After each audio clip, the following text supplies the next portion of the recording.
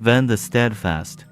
The followers of Van early withdrew to the highlands west of India, where they were exempt from attacks by the confused races of the lowlands, and from which place of retirement they planned for the rehabilitation of the world, as their early Amadonite predecessors had once all unwittingly worked for the welfare of mankind just before the days of the birth of the Sangik tribes. Before the arrival of the Melchizedek receivers, Van placed the administration of human affairs in the hands of 10 commissions of 4 each, groups identical with those of the prince's regime. The senior resident life carriers assumed the temporary leadership of this council of 40, which functioned throughout the 7 years of waiting. Similar groups of Amadonites assumed these responsibilities when the 39 loyal staff members returned to Jerusalem. These Amadonites were derived from the group of 144 loyal Andonites, to which Amadon belonged, and who have become known by his name. This group comprised 39 men and 105 women. 56 of this number were of immortality status, and all, except Amadon, were translated along with the loyal members of the staff. The remainder of this noble band continued on earth to the end of their mortal days under the leadership of Van and Amadon. There were the biologic 11, which multiplied and continued to furnish leadership for the world down through the long dark ages of the post-rebellion era. One was left on Urantia until the time of Adam, remaining as titular head of all superhuman personalities functioning on the planet. He and Amadon were sustained by the technique of the Tree of Life, in conjunction with the specialized life ministry of the Melchizedeks, for over 150,000 years.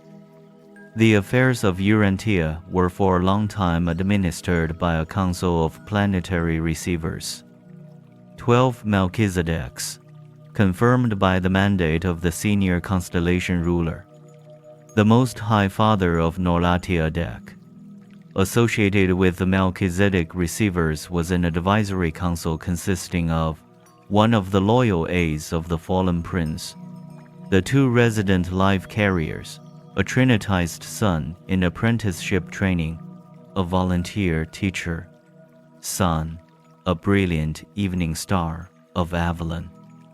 Periodically, the chiefs of Seraphim and Cherubim, advisors from 2 neighboring planets, the Director General of Subordinate Angelic Life, and Van, the Commander-in-Chief of the Midway creatures, and thus was Urantia governed and administered until the arrival of Adam. It is not strange that the courageous and loyal Van was assigned a place on the Council of Planetary Receivers, which for so long administered the affairs of Urantia.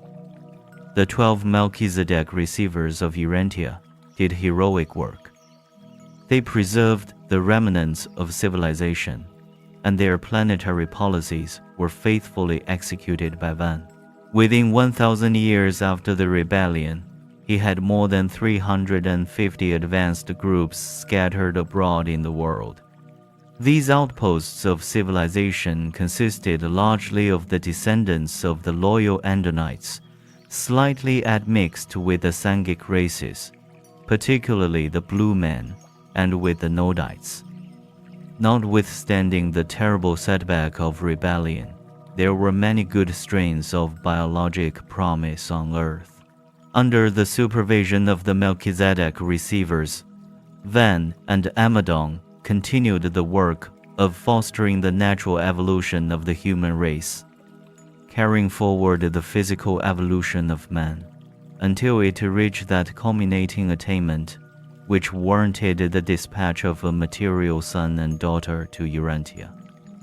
Van and Amadon remained on Earth until shortly after the arrival of Adam and Eve. Some years thereafter, they were translated to Jerusalem, where Van was reunited with his waiting adjuster. Van now serves in behalf of Urantia while awaiting the order to go forward on the long trail to paradise, perfection, and the unrevealed destiny of the assembling cores of mortal finality. It should be recorded that when Van appealed to the Most Highs of Adentia after Lucifer had sustained Caligastia on Urantia, the Constellation Fathers dispatched an immediate decision sustaining Van on every point of his contention. This verdict failed to reach him because the planetary circuits of communication were severed while it was in transit. Only recently was this actual ruling discovered lodged in the possession of a relay energy transmitter, where it had been marooned ever since the isolation of Urantia. Without this discovery, made as the result of the investigations of the Urantia midwayers, the release of this decision would have awaited the restoration of Urantia to the constellation circuits. And this apparent accident of interplanetary communication was possible because energy transmitters can receive and transmit intelligence, but they cannot initiate communication. The technical status of Van on the legal records of Satania was not actually and finally settled until this ruling of the Adentia Fathers was recorded on Jerusalem